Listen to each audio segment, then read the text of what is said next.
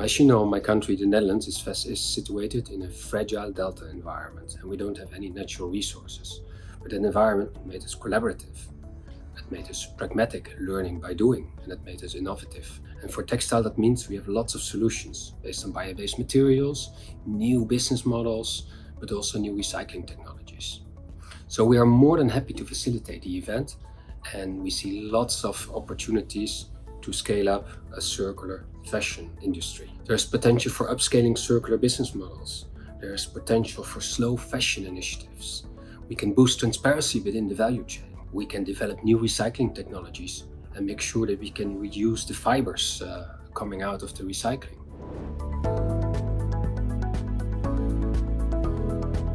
We are North Rhine-Westphalia. We are very happy to meet you.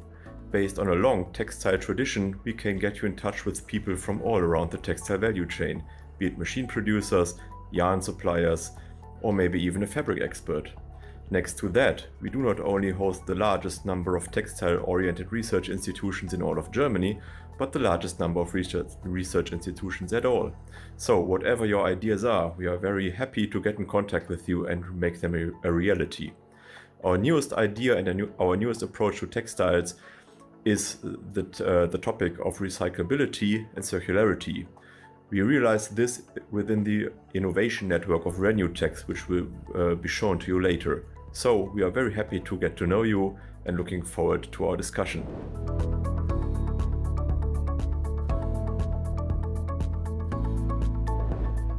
Our revolutionary concept is that we are converting the textile industry to circularity.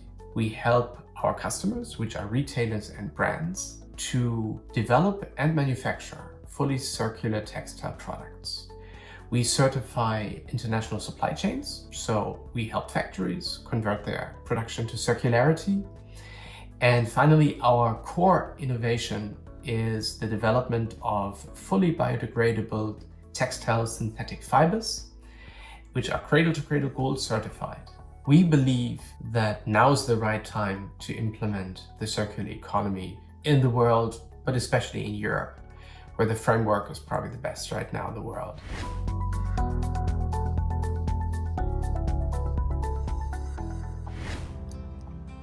Did you know that over 70% of a garment's environmental impact happens during the production? Unfortunately, Europe alone wastes over 2 million tons of unused clothes each year. We at Hack Your Closet are committed to help the industry reduce and prevent waste for the future.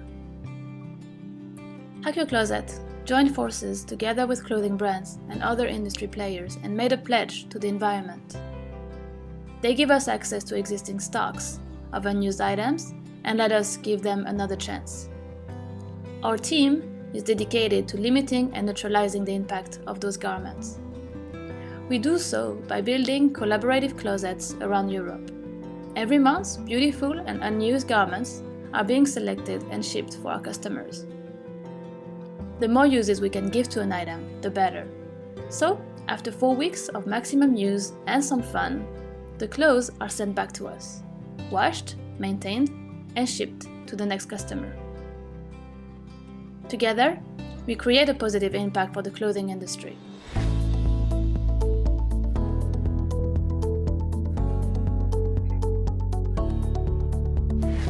Sustainability for us is a core business. We base our way of doing business in 3 questions. One is what material is made our clothing. Second is who is behind that production, if we pay fair wages and as well we respect human rights. And the third one is what's going to happen with that clothing at the end of life. And in that case, we have an eco-design mindset, and as well we collect the garden at the end of life. To summarize what we do in circular ethical workwear, we could say is recycle, social impact, and zero waste. About the small and medium enterprises, and I think no matter the size of your company or in which moment you are right now, I think if you have a great value proposition, you will be very successful, especially and focusing in the positive impact you can make in the environmental and as well in the social impact you can make in people's life.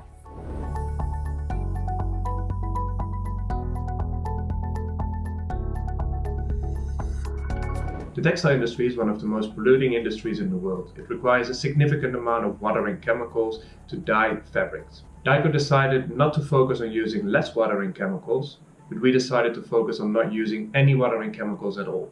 DYCO successfully developed and commercialized the first waterless and chemical-free dyeing process for polyester. Our technology is based on supercritical CO2, which is used in a closed-loop system and is fully recyclable. A key part of a successful circular economy is not only to focus on the material side, but also on the processing side. To be successful as a circular economy, you need to focus on sustainable and clean processing technologies, and in this case, DYCO makes a significant contribution to that in the textile industry. If you want to go fast, go alone. If you want to go far, go together. Collaboration is key. Well, we are looking forward to share our best practices with you, our expertise, raise awareness, encourage collective action.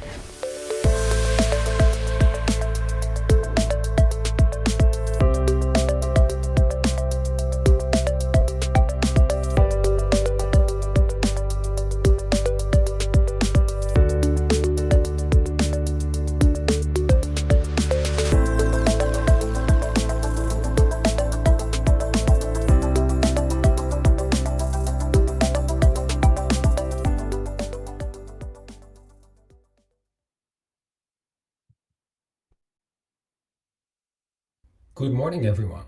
My name is Freek van Eyck, Director of Holland Circular Hotspot. On behalf of the entire team and the co-organizers of the Circular SMEs Across Europe Tour, would like to give you a warm welcome to this exciting textile webinar. Now, for those of you who do not know Holland Circular Hotspot, we are the go-to for Dutch companies that are looking to export circular products and services and are looking for international collaboration. And in recent years, we have developed a vast network across the globe on circular economy. We regularly organize events, host international seminars, or join missions. Also check out our website, www.hollandcircularhotspot.nl. There is a treasure box of best practices. There's also our latest brochure on from linear to circular in the textile and apparel industry. That's a must read according to me. Now today, we are here to explore what circular business opportunities can bring to the textile industry. Joining us today are 4 frontrunners, and 4 frontrunners that are making a difference today. I'm sure that they will inspire you, just like they have inspired me. I hear more and more that textiles will be the new plastics. The industry cannot and will not be the same after today. The heightened awareness from consumers and businesses alike for sustainability at large after COVID-19 will only accelerate this process. I wish you all an interesting morning. I will now give the floor to my colleague Mieke Evers. Enjoy the session. Thank you.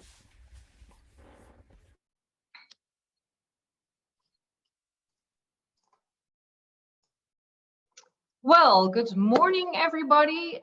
Good morning on this textile webinar.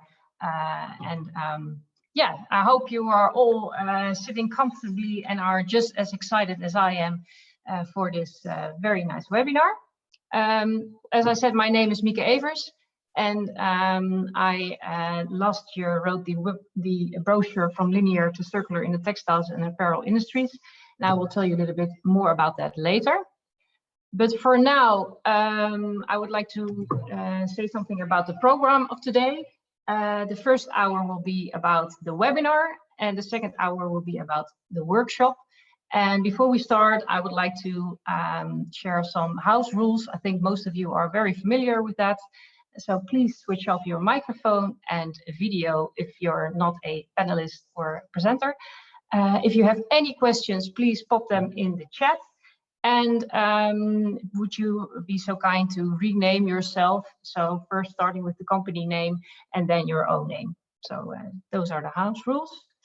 As we just started with a welcome and introduction from Freek, next will be the presentation I'm going to give about From Linear to Circular in the Textiles and Apparel Industries. Next part of this program will be Pioneers Across Europe. Today with us are 4 pioneers, and they will go into discussion with each other and discuss some very interesting challenges. And the last part of the webinar will be presented by Klaus, who will share you some information about the RenewTex network. And we will close some closing remarks. You can start the video, Sandra.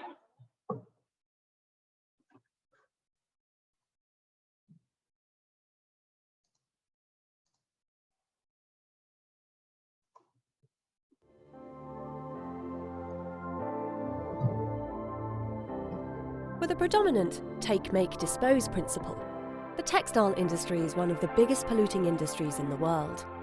Circular strategies have proven their potential to make the shift to a more climate-friendly value chain.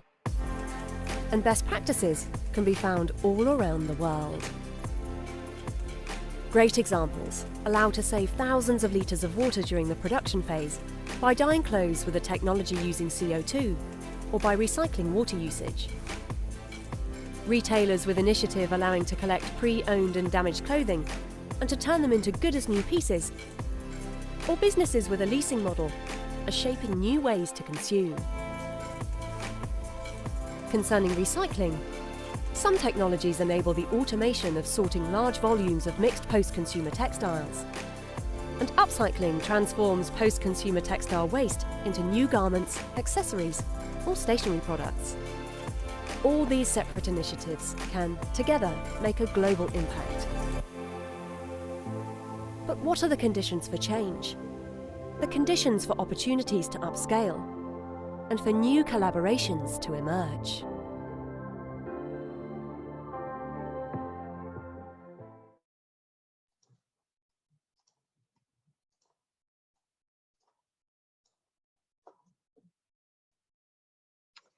Well, last week I was reading a brochure and a magazine, and I came across an advertisement from a very well-known large retail brand. And they said that they could offer me a circular sustainable sweater for only 20 euros. Well, that to me was like, how is that possible to have to buy a sweater for only 20 euros? So I'm curious, do you also have that experience? Did you also came across circular products that are that cheap? And what do you think about that? Please share your thoughts in chat. I'm very interested to hear what you think about that. Okay, so the textile industry, you just saw the video, and I think I don't have to tell anybody here that the textile industry has a lot of challenges and is very polluting. Currently, only less than 1% of the circular from the textile industry is currently circular, is a fully closed loop recycling. So that is, yeah, a very, very small percentage. And besides that, there are, of course, many challenges like a lot of microfibers are leaking into the sea. The way we dye our fabrics results in a lot of polluted wastewater. We use a lot of virgin feedstock and then specifically plastics. So I don't think I have to tell you yeah, that there are many challenges in the textile industry. It is a huge industry, a $3 trillion industry. And as most of you know, the clothing production has doubled in the last 15 years and will even triple by 2050. Besides that, we possess a lot of clothing. My grandmother used to only have 10 items. Well, I think I at least have 60 items. So there's a really, really large difference. And yeah, apart from that, there are also a lot of social issues. It's not only the polluting the environment, but also the low prices that we pay for our garments result in poor working conditions, a poor salary, and often dangerous and unhealthy working conditions. So there are a lot of challenges. And well, we are still in a COVID-19 pandemic. And especially in the beginning, it really opened our eyes. We were not able to shop anymore in the physical shops. in the supply chain, everything stopped. And as a result, specifically the people at the beginning of the supply chain, so the workers who actually make our clothes, they are affected the most. It became clear that a lot of within the textile industry needs to change. And I think for that, we need to embrace innovation. We need to consume less and more conscious and fair. We need to upskill the circular business models that are already there. And of course, we need to recover the value of the textiles at its highest level possible. So there are, of course, many ways to do that. And I would like to share with you some very exciting examples. We already have 4 very exciting examples already in our program, but I would like to share also some other ideas. Because of the COVID, we start to shop more online. Not all of us, but a lot of us are also very active on social media. And what is a trend since the COVID pandemic is the digitalization. So imagine that you don't buy a physical garment in a shop, but actually a digital garment. That means you just pay for it and the company will Photoshop the garment on you. So that is a very interesting development, and we see it more and more. Very good example of that is Dress X, where you can actually buy those digital garments. The second example I would like to share with you is the Dutch Van Hully. It works like this: as a man or woman, you have a broken shirt and you don't know what to do with it, you don't want to throw it away. Well, you can send it to Van Hully and they will make it into a underwear. And the women that are working at Van Hully, they not only have jobs, they are women with a distance to the labor market. They not only create jobs, but they also get educated in the language and get opportunities to develop their careers. So that's a very interesting example of both circular as well as social. The third example I would like to show to you is Lizzie from France. You might have heard about rental, subscription, lease business models popping up. One of what was here with us today, Lisa from Hack Your Closet. But of course, there are many companies that want to do this. Well, Lizzie provides that for you. So they will provide a platform and all the services needed in order for you as a brand to rent out or lease out your clothing. So I find that a very interesting example. The third one is RenewCell, and they came up with a very, very interesting technology to actually fully recycle cotton fibers. And yeah, if you're interested in that, please check out their website.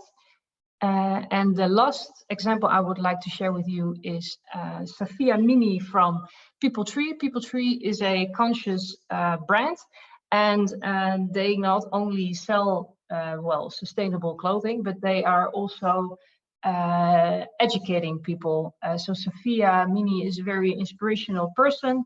She writes a lot of books, and she tries to inspire people and encourage people to consume more sustainably. So concluding, I think as producers, brands and retailers, but also as a consumer, we need to take responsibility. And for that, the textile industry will only become circular if we all stakeholders join forces. That was it for now. I would like to ask the panelists to join this session.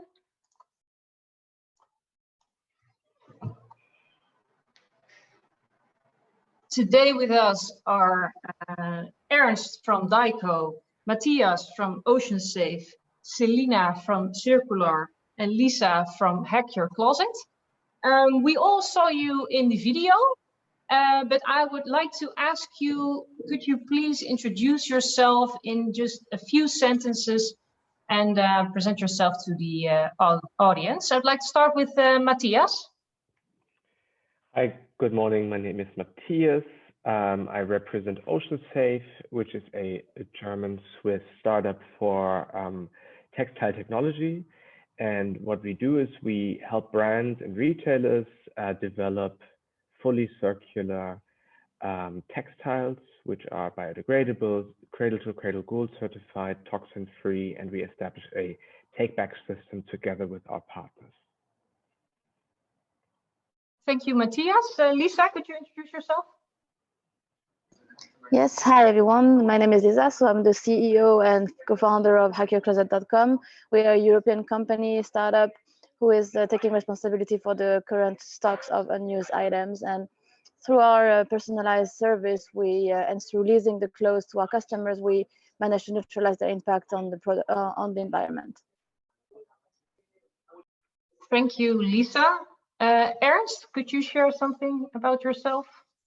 Yes, my name is Ernst Siewers. I'm the technical director of Dyco Textile Systems.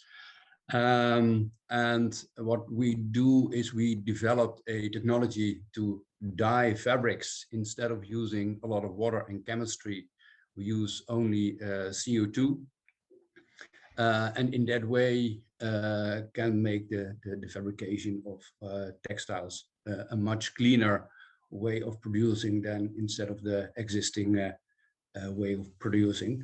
And what we did is we developed the technology from an idea to, at this day, a real production technology, which is used already by a few of the textile manufacturers and used by the brands. And well, the next phase of our mission is to grow this technology to save a lot of water and stop using a lot of chemistry to dye fabrics. Yeah, thank you. Last one of the panelists is Selina from Circular. Yeah, my name is Selina Tamagnini. I'm co-founder of Circular Ethical Workwear. Our startup as well is trying to help the companies to use uniform more sustainable by answers to questions. So what the material is made of the clothing, especially in workwear, is polyester based because it's resistant and they have a lot of washing cycles. And then who is behind that production? No, if we are paying human rights behind that production. And the third one is what is going to happen with that clothing because we are producing textile waste at the end. So we have a service that we eco-design the clothing and as well we collect the garden at the end of life to give a second chance. Thank you, Selina, and welcome to you all. Thank you for joining this panel. I'm very glad that you're all here.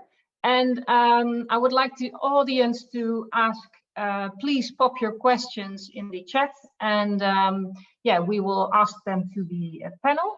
But for me, the first question I would like to ask you, and please keep your answer a little bit short because we would like to hear everybody's thoughts. What were the biggest hurdles or challenges to overcome when establishing your company or your circular company? Matthias? Yeah, I think the biggest hurdle of it all is everybody, the industry, everybody wants to be somewhat sustainable, but you know, differentiating yourself from greenwashing is probably the biggest challenge now and going forward. I think that's the critical. There's so many textile labels, so much information, so complex, and even us in the industry and even the consumers, they don't really differentiate so well. And Lisa, what was your biggest challenge?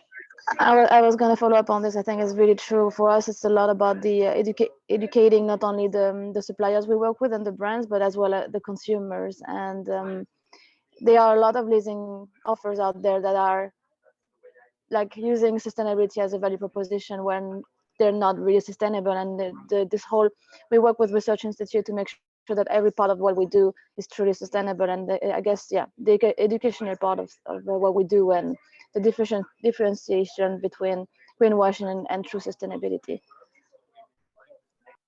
Thank you. And Ernst, what was the biggest challenge for you to develop the DICO technology? Well, of course, the basis of our technology is not that simple. So I have a large technical challenge, but we've solved that in a large extent. And then, of course, the next challenge is to place yourself into the market as an alternative for the existing technologies. And there you always end up in a financial discussion. So, hey guys, we're now working with technology that's already for 40 years there. We know what it costs and it's completely mature. You want to replace that. So show me that with your technology, I can earn more money. So in that challenge, we are today, that everybody we approach say, hey guys, it's great what you're doing. Yes, we really need to go more sustainable. So let's talk. And then the next question is, okay, but what does it cost? And will it be cheaper, more profitable for our company to produce with your technology compared to the existing technology? And very important there is that the one who pollutes should also take the bill of cleaning up their pollution. And that's not always the case. So if that would be the case, that would help us a lot. And then our technology, producing with our technology, would be much cheaper and more an advantage for the existing companies than it is today. So our biggest challenge is to place ourselves in the market. Yeah, thank you. And Selina, did you have any problems with that, to place yourself in the market, or are there any other hurdles of becoming circular? Well, I think it's the four of us answering the question. I think I will take a little piece of everyone. And I think the barrier price is a very challenge for us because it's connected with the volume. So the workwear industry used to have production in Asia or very far away and very lower prices. So when you came with a proposal of an eco-friendly garment that you know the people who was making it, and then we have the price. And this is we don't talk about prices, we talk about value. So for sure, for us, it's an education thing, it's a greenwashing, it's a barrier price and volume quantity. Yes, thank you. Yeah, I think a lot of the challenges that you all face, and I think a lot of the right now that are here with us also face those challenges. I would like to ask you, do you have any recommendations or tips for people that are just starting their brands? Do you have any challenges that you would like to give to them, like tips? Is there anybody that can share something about that? I guess I can talk a little bit about anything that's related to consumers, because I'm not too much on the B2B. But when it comes to consumers, it's really understanding how, because to achieve true sustainability and circularity within the consumers, I think we need to make sure that it's a better alternative and doesn't feel like a compromise. Because for a long time, sustainability felt expensive, felt like hard, different, like really hard to attain. And I think what we try to build with Hack Your Closet is a better alternative than buying new, or is a better alternative to buying secondhand even, because we from the price to the experience to everything, we almost want it, because to reach sustainability you need a big impact, and therefore you need an audience or a solution that's going to fit everyone. And so what we did is trying to create that solution that would actually fit for. We have customers from 13 years old all the way to 80 years old with different background, and some of them forget about the fact that we are circulating secondhand items or overstock or surplus, because we put so much effort into the experience. If I may add one point here, is I do want to encourage everyone who's right now founding or in the first phases of their startup for circular business models right now to continue, because right now is the right time. Now is the great framework for circular business models to be established and to go to market, because we are right now. The companies here, you know, we started years back with this idea, and we're now to market. But this is a future market, and it's going to be profitable. And consumers and businesses are looking for circular solutions now. So we see a lot of potential for various business models to be established in the next year. So go ahead.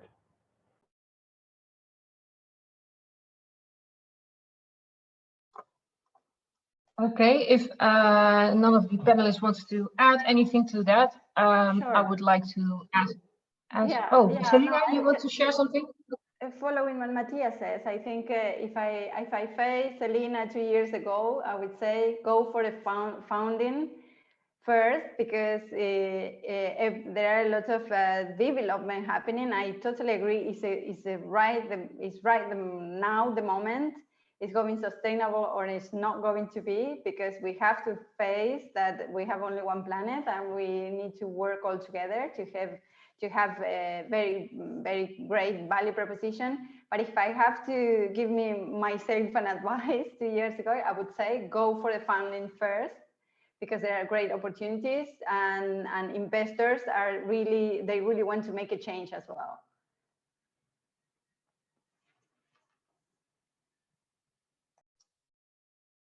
Ernst, would you like to add something, or shall I ask another question?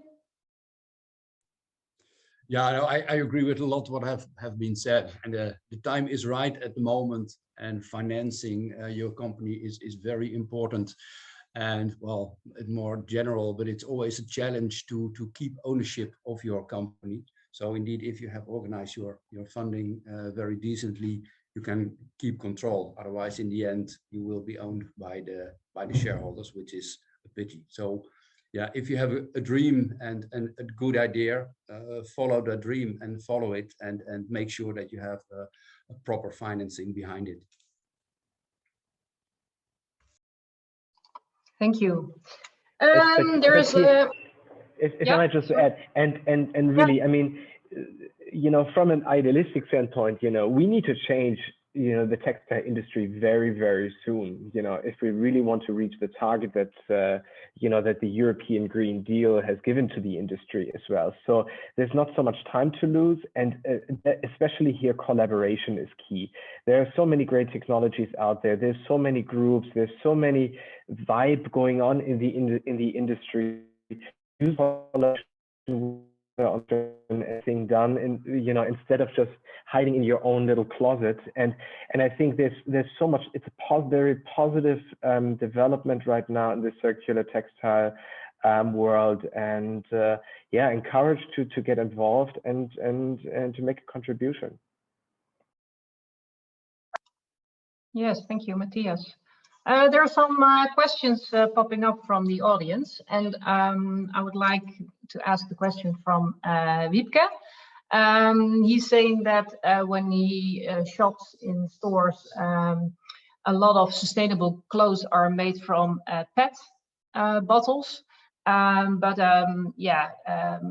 you recycle mixed materials, it's quite hard. The technologies are not that far that that's possible.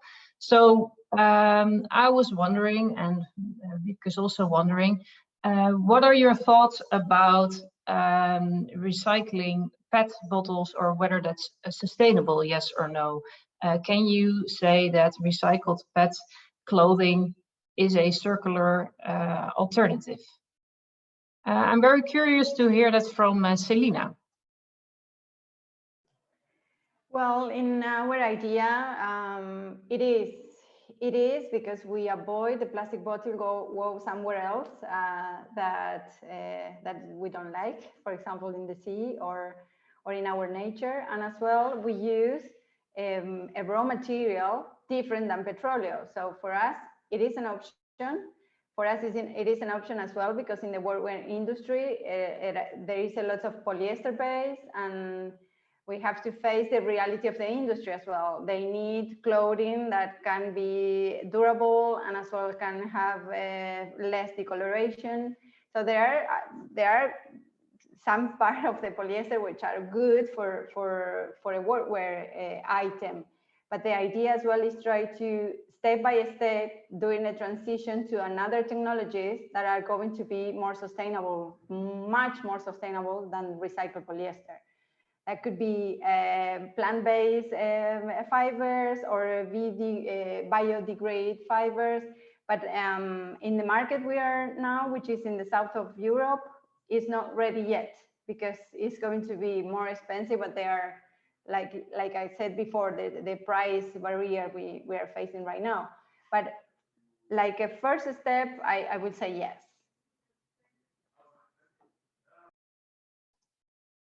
Matthias, Lisa, or Ernst, what are your ideas about recycled PET clothing? I mean, we at Ocean Safe, we go a different way, obviously, because we have developed textile fibers which are completely biodegradable. And this is our, and you have issues with recycled PET bottles, which may contain toxic materials such as antimony.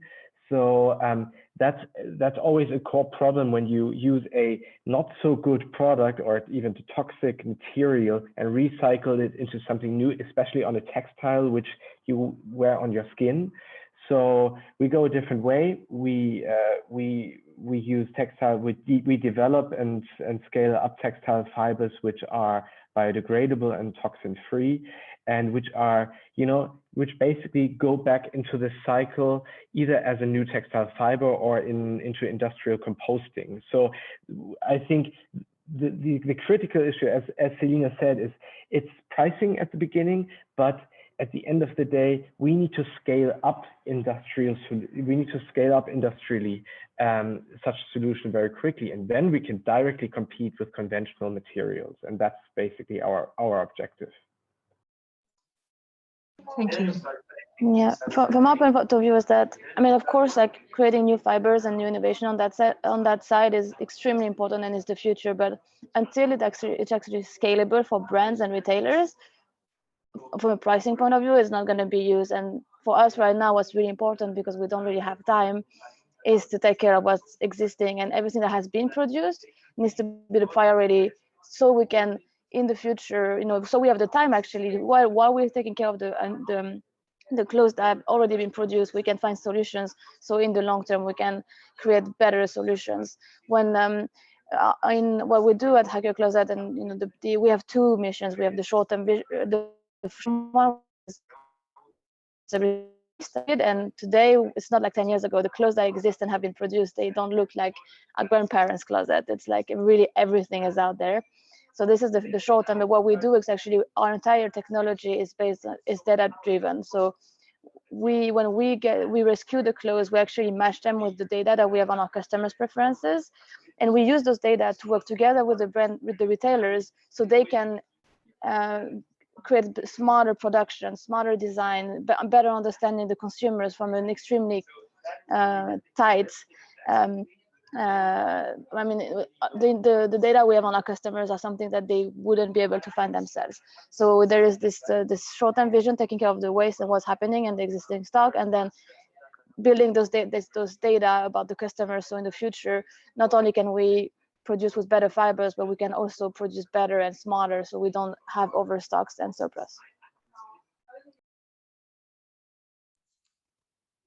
Yeah, if I may add also something.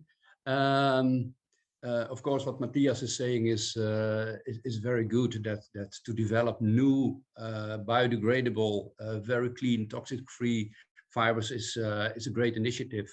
But today we are producing a hell of a lot of fabrics in a way that we produce today, and in that I believe it's a very good step to reuse plastic that were already there. So to reuse or recycle plastic bottles is a good step. Is that a final step? No.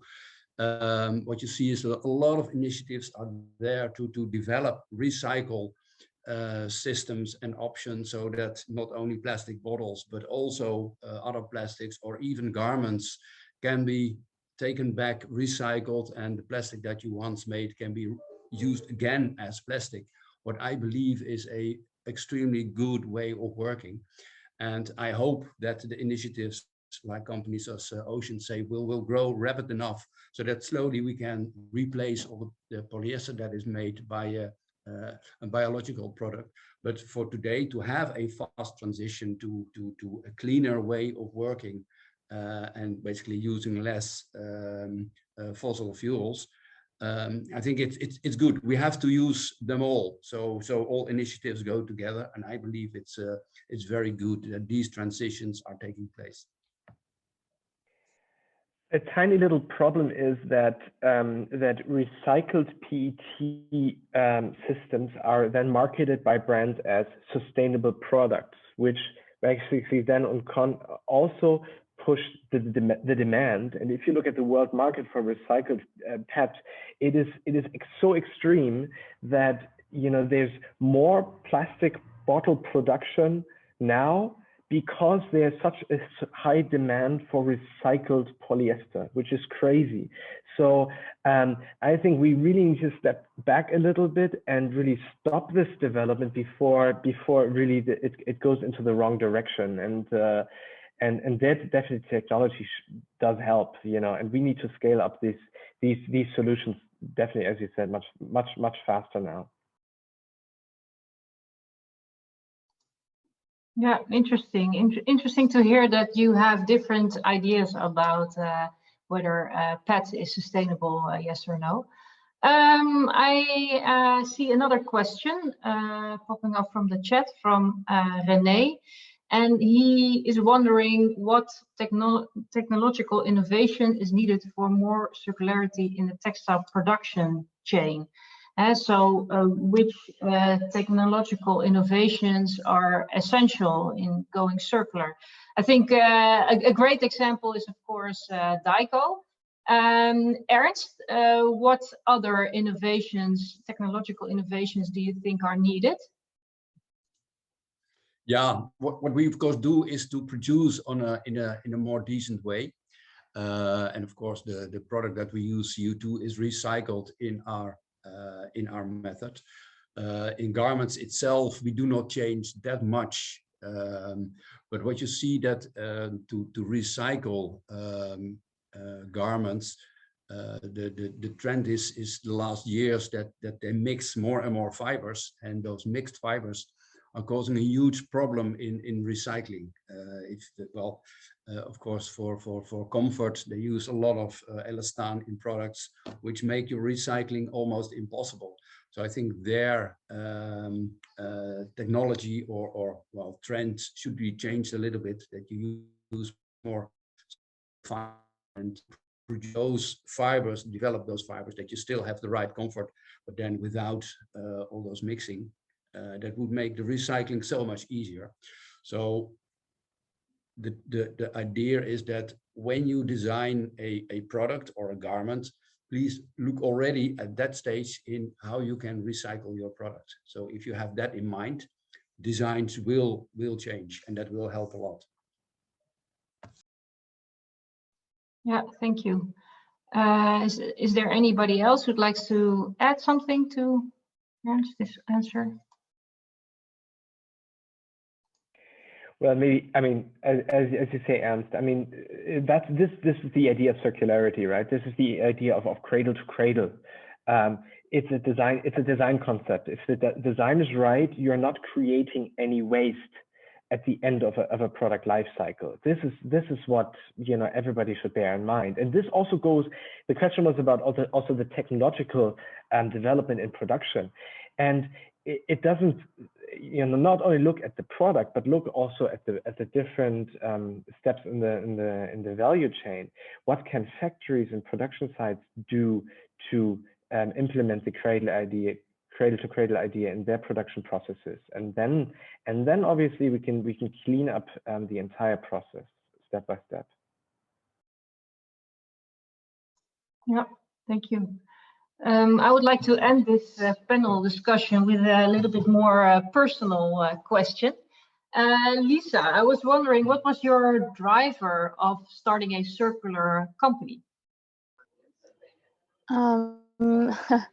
So I've been in the startup ecosystem for 10 years in Berlin, in France, and also in Sweden, where we have the company based. And I mean, to be completely honest, like for a long time, I spent a lot of my effort in building my careers and trying to understand how I could, get better at innovation and understanding all of the components and technology and all these different things. And one day I woke up and I was like, I think it's time I stopped focusing on myself and actually try to make an impact on the society and try to give back from everything I learned. I mean, working for companies like Spotify and other big startups, I felt like there's no other goals than trying to, go beyond ourselves and just trying to change things, because it should be everyone's priority right now.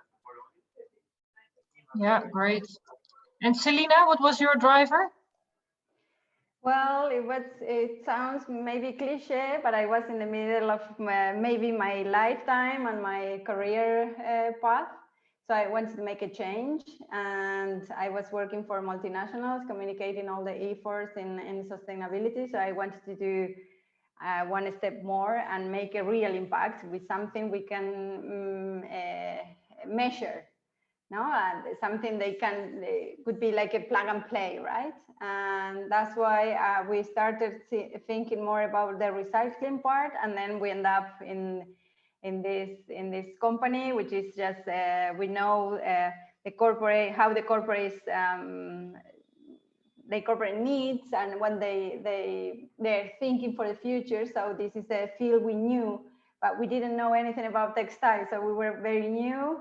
And I think it was a great step, because everything, every move we do or we make is just learning by learning and learning. So this is it's a huge path, and I think we all, I agree with Matthias, we don't have so much time. So I wanted to make a real impact, and not thinking only the environmental part, as well the social part. That's why we work with ateliers with with women in social need. Yeah, that's great to also include the social aspect. Yeah, great. Well, for now, I would like to thank you all for being part of this panel. I think you all had very interesting thoughts and ideas of what is circularity about, what are the challenges, and thank you for that.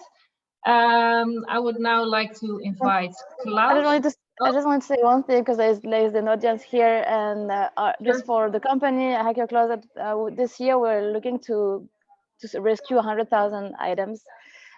So if you know brands who are experiencing overstock, and wants to be part of the conversation and close the loop, just contact us, because we have the capacities to rescue those items, and we're so anyone in the audience who has contact to those brands are welcome to contact us, and we'll help them. Great, Lisa. We all need each other, all stakeholders, to create a circular textile industry. So is there anybody there who has some eye on overstock, please contact Lisa.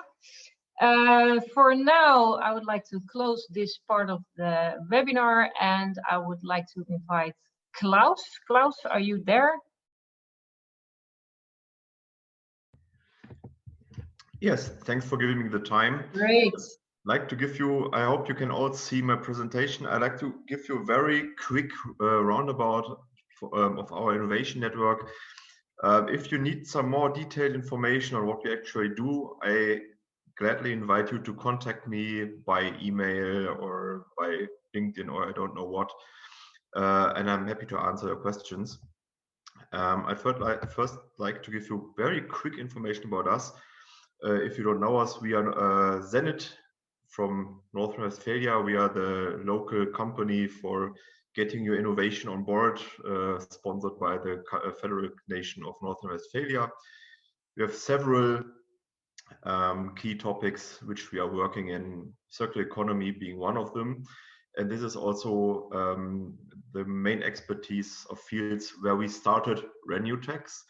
RenewTex it has the core idea of transforming primarily the carpet and rug industry to become circular and sustainable. Why carpet and rugs? So though this is a historical development, we first aimed to transform the whole textile industry. But since we are based on German funding money, the funding agency required us to cut down a bit. So we've started working with carpet and rugs because it was the most active industry at the time. And but we are still trying to develop solutions which can be transferred to all textile applications to support all the other textile application fields with our ideas and new approaches. We are currently working in 4 different focus fields. The first is product design, of course. If you don't design a product to be recyclable or to be sustainable, it will be very hard to make it recyclable at the end of its use. We are working in the field of logistics, of rethinking logistics, of rethinking the whole supply and recycling chain, because we strongly believe that the only real future, the only realistic and feasible future will be a decentralized future with local support, local production, local recycling plants, and fracturing it from a really global change to bring everything back to the people at where you are living. We are working at recycling technologies and of course in networking, collaboration, and also education. So we are trying to educate employers, suppliers, and customers to think recyclable, to start your product not only on the drawing board, but to live recyclability, to live circularity, and bring the whole mentality not only into your head, but into everyday's work and every step you do along the chain. We aim to demonstrate circularity, especially in carpets and rugs, on an industrial scale until 2024. We hope to show that even large amounts of this textile can be circulated. This does not necessarily mean that we create a new carpet from an old carpet, but this can also include that we regain materials on a larger scale. For example, to transform them into naphtha, to feed them into the chemical industry, and so we can reclaim materials in a larger circular way of thinking. This is partly necessary for these products. Our main approach is to close the information gap, because we believe that we analyzed the situation, and our main problem that we saw was that there is a lot of information missing in the product. So especially if you take back a carpet from your house, there's a lot of information missing that especially the recyclers need to get the most materials back from it. And we try to store as much information, as long information as possible within the carpets, and to make these informations as uniform as possible. Everyone along the whole textile life chain, from the supplier to the producer to the people who use it and the people who collect and sort it, get all the information they need to get the most information out of it. We have a strong base of partners, from associations to well-known research institutions and a lot of SMEs. Due to the funding regulations we are currently facing, we are primarily working in Germany and Belgium, but we are now allowed to get more international, to expand to more nations. We are already in talks with people from Finland, from Spain, from Italy. And if you're interested in our work, we are gladly inviting you to get into touch with us, and we are happy to invite you to our talks. Thanks for the time. This was a very rough up. I was told I had 5 minutes. I hope this is a sufficient first overview, and I'm happy for your questions. Thanks a lot, Klaus. And I think you have a very interesting network, and hopefully everybody can, well, join. I would like to share some last things with you. We are getting to the end of the webinar part, but exciting. There is still some more to come. We also organize a workshop. And for those of you who are interested, please stay with us and join us on the workshop 5 minutes past 11. The workshop will be about circular business models and will also allow you to get into contact with the other circular textile enthusiasts that are here with you. So it's almost 11 now. I would like to thank all the panelists for being here and for sharing their interesting thoughts.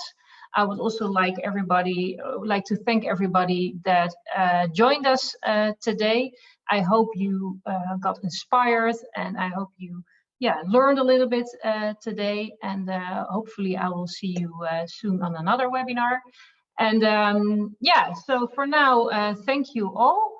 And for those of you who would like to stay, please grab a cup of coffee or tea or whatever, and join us again at 5 past 11. For now, thank you for those who are leaving. Bye-bye. Well, it's 5 minutes past 11, so welcome all to the workshop. Before we start, I would like to ask you all to switch on your camera, and this way we can see each other a little bit more and see who is here.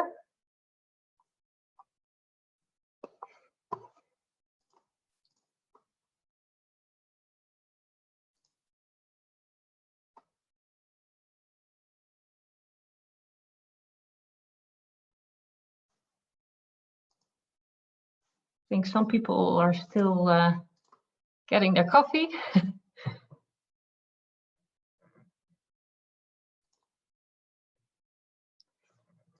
So for those of you that are still here but don't want to join this workshop, please leave, because otherwise I will assign you a breakout room and then we will end up with empty breakout rooms. So if you want to stay with us, stay with us. If you want to leave, then fortunately, please leave.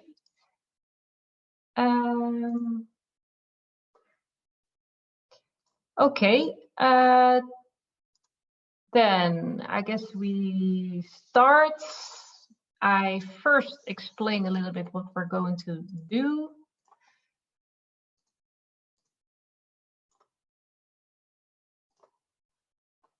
Okay, so what we're going to do. First, I'm going to explain a little bit about the workshop and the case study that we're going to work on. And then I will assign you to breakout rooms, and approximately 20 minutes you can get to know each other and discuss the case study that you're assigned to. And then we will all come back, and then everybody, one person from each breakout room will share the ideas from the group, and then hopefully together we will have a very nice outcome. Okay, so what we're going to do. Well, there is one teenager apparel brand. They are new, they're based in France, and their target group are teenagers from 12 to 18 years old. What they would like to offer those teenagers are fashionable, high quality, mid-range price clothing. And what they want is they would really like to have a circular business model and supply chain. And that's where you come in, because you all have some relation to circular business model, or at least some experience in that. So we would like to hear your thoughts about that. They have their own production facility in Portugal, which means they sew their own clothes, but they don't produce their own textiles. They do procure their fabrics. So that is the case study that we're going to work on. How we're going to work on that? Well, we're going to think about ways to help this teenager fashion brand on becoming circular. The possibilities for designing circular clothing. You can see that here, but we're going to make use of a business model canvas, a circular business model canvas. Hopefully many of you have already seen this business model canvas. And normally when you start a company, you start to think about first, what is the value that you are bringing to the customer, and what are your users, what are the resources that you need, what are the technical resources that you need, and the energy resource that you need, what are the key activities that you're doing as a company, who do you need for that, so what are your partners, and how are you going to distribute this and market this. So yeah, of course we only have a very limited time, so I'm not going to ask you all to fill in this complete business model canvas. Well, that would just basically take too long, and yeah, we would like to keep it short in order for you also to get to know the other people. So what we came up with is that we each assign a breakout room with a different part of the circular business model canvas, which means that the first breakout room will think about what are potential natural resources or circular resources for this teenager fashion brand. Do you know examples of interesting circular fibers? Well, let's come up with ways to help this teenage company. The second breakout room will think about what happens with the clothes once it's worn or no longer used. So think about that. Maybe there are other types of models there. Maybe there is a recycling technology that we can use. Well, in this breakout room 2, please think about ways how this teenage fashion brand can turn the clothing into something else or something other useful. The third breakout room will think about which technical resources are required. So what technologies can we use to enable this company to become a circular business model? So think about, for example, the DICO technology that you've just heard about, in order for the fabrics to become circular. So this breakout room will all be about which technological innovations can we apply to the teenage clothes. And the fourth breakout room, if there are enough people to create 4 breakout rooms, will be about distribution. How to get those clothes to the customer. Maybe they will have an international customer group. So what are circular ways or environmentally friendly ways of distributing? That's what breakout room 4 will think about. So for now, I would first like to ask you all, are there any questions for now before I'm going to assign you all to a breakout room?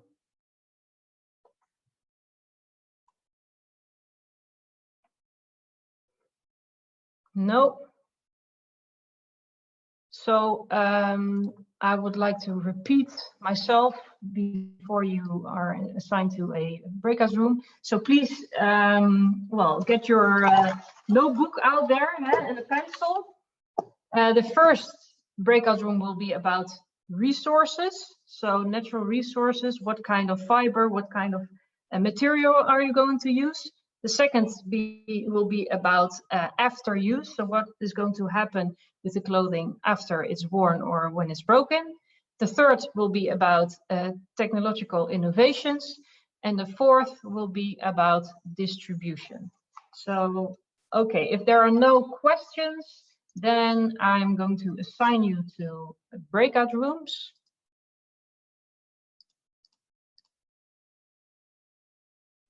I have a question. Yeah. I'm not so, I don't know a lot about it, but I'm very interested in all about. So I don't know if I can follow. Well, I would say that doesn't matter. Please get inspired by the rest, and maybe you will come up with some solutions. You never know. So yeah, please stay with us and join us for the discussion. Okay. If there are no other questions, I'm going to create the breakout rooms now, and you can choose a room yourself. So here it goes.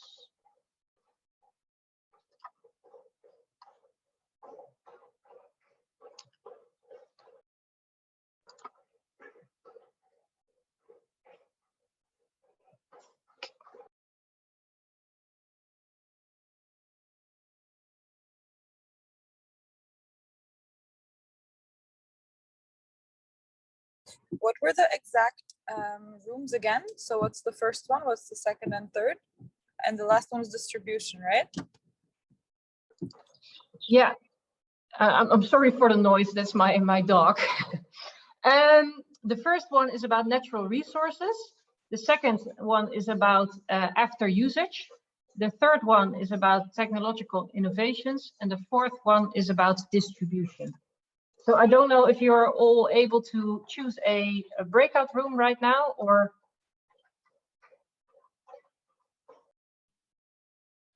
I can't choose, but maybe you can assign me, because I always have this problem with Zoom that I can't choose the room I want to go.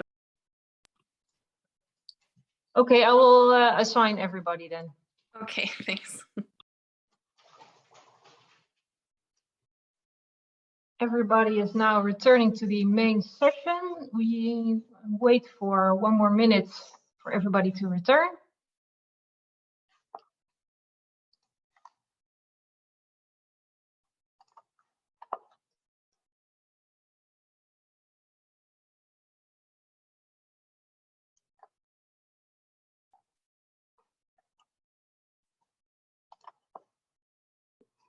I think most of us are back. Well, I hope you all enjoyed this breakout room session. I hope you met some new interesting people and shared some interesting ideas with each other. For the remaining 5 minutes, it would be really nice if one person from each breakout room could share with the rest of the group what were their main solutions. So yeah, I guess I'll start with the group that I was in, breakout room 4, which was about distribution. Romy, could you share with us a little bit what are the highlights of the distribution solutions for the teenage fashion brands? Yes, I'm sorry. I hope you can hear me. I'm on the way for now. Yes, we can see you.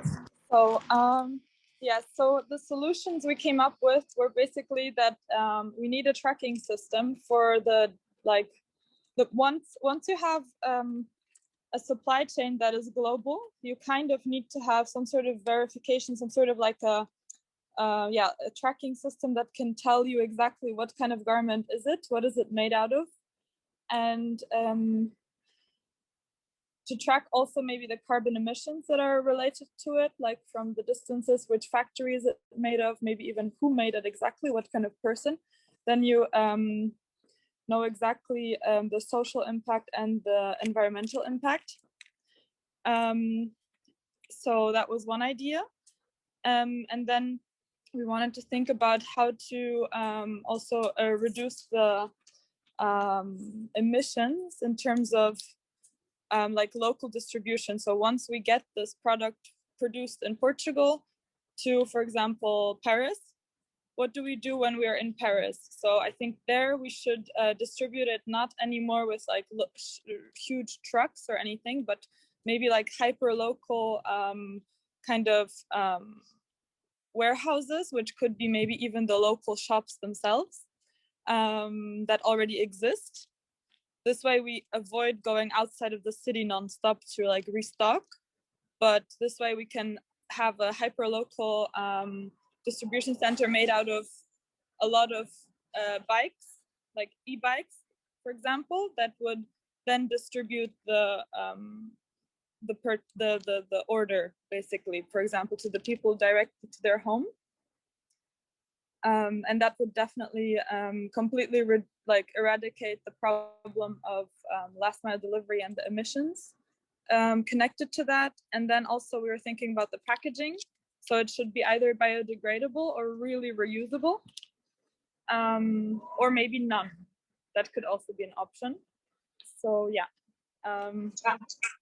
Should I share something about my project? Yeah, you can share something, but very short. Okay. So actually, I'm here even with Maxime. We're creating a hyper-local marketplace in Berlin. So we're trying to find solutions for circular fashion first, but then afterwards we want to continue with other sectors.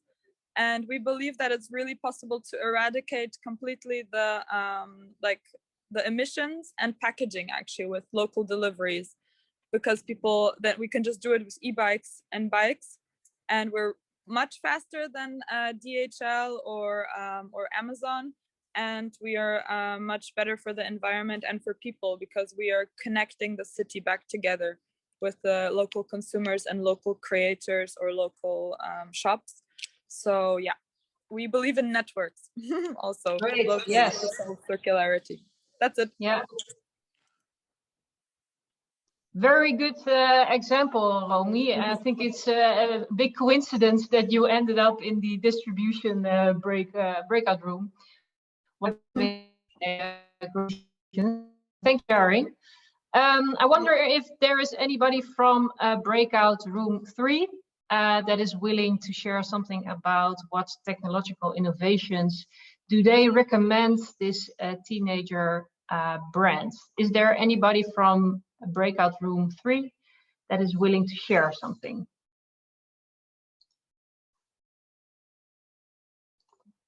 And if we don't hear anything, I guess we continue to breakout room 2 then. Is there anybody from breakout room 2, which was about after usage? What happens with the teenage clothes after they're worn or no longer desired? Is there anybody from breakout room 2 who wants to share something? Can you hear me? I can go for a very quick. Yeah, Antonio, thank you. What we were saying, so usually currently the end of the life is you can give it to a member of the family, let's say, or perhaps a friend, depending on the person.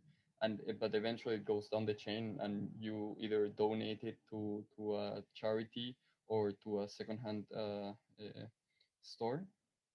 So yeah, we were thinking that we could do this like more online and in a more like local way and close way, that you can take pieces of clothing back and then kind of gain like points or like vouchers, let's say, for a system, even though this was not part of our room, but still like for later you can take a purchase of either subscription or by purchasing a product from the website, and so you're really just like swapping around a piece of clothing, and then yeah, that's in a nutshell the business model. So it could work kind of like hack your closet, but gaining donations and then gaining like points for that subscription or through purchasing the pieces. And then we thought of like different lines because it's teenagers, like not necessarily all like the vintage idea either, although some do, but yeah, some might want like newer stuff, so you can have a like fancier line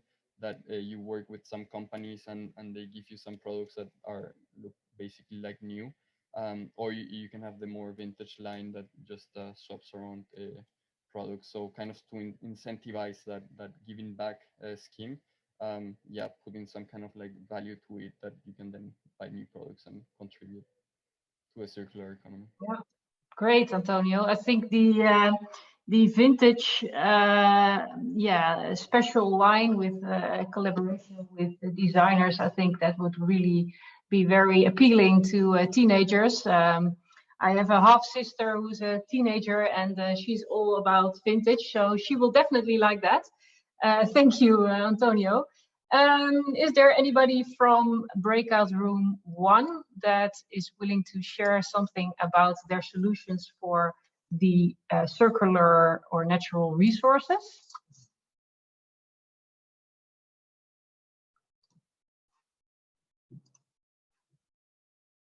Would be very interesting to know what you talked about. Is there anybody from breakout room 1? We spoke about a lot of things, but just it share was a what great you were room. talking about. We had Matthias, great fun. Yeah, but actually, it was a great conversation because we spoke a lot about recycling and recycled materials, you know, and the issues with it that we have in our own organizations with waste streams and that's so forth. So, but obviously the big point here, one point that I want to make, and the other guys are going to add to that as well. We are talking about a brand here which is for kids or teenagers. So here the toxicity levels of such clothing is super important. You know, you don't want to have any materials in there or chemicals in there which are harmful, and that's why you need really good materials to work with. Just for instance, you know, organic cotton, for instance, or certified or fabrics of certified origin. Yep. Great. I think you're all about that, certification and the cradle to cradle. So I guess if you have any questions about that, well, it's now 11:45, which means that this session is getting to an end. I hope you all met some interesting new people. I hope you got a little bit inspired, both in the webinar as well as in the workshop. And I would like to thank you all for your time. And I hope you all have a great, energized afternoon. So I'd like to thank you all, and hopefully we will see each other again in another textile-related, circular textile-related webinar. So thank you all, and have a nice day.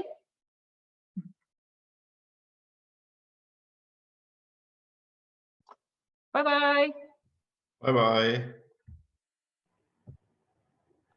Bye. Bye-bye.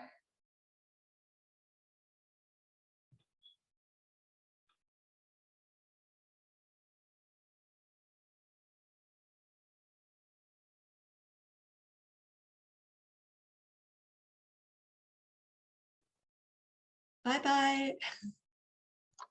Bye, Bianca. Bye-bye. Bye. I was talking to Klaus so much, that's why. Because we had a call 1 year ago, and then came Corona, and now we found each other again here. So that's why. That's amazing. This is superb, and I already have a very good contact for him in the questions of rugs and carpets. Great. Well, that was also a little bit the intention for this workshop. It's not only to talk about the solutions, but also to network. So it's great to hear that you got something out of this. So that's why next time I will work. Bye-bye. I will contact you. Huh? Okay. Bye-bye.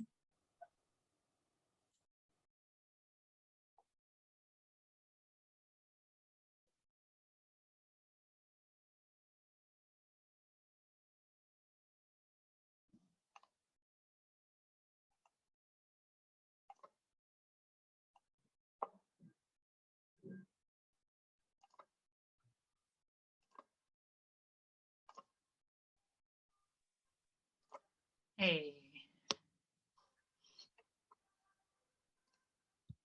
Oh. Oops.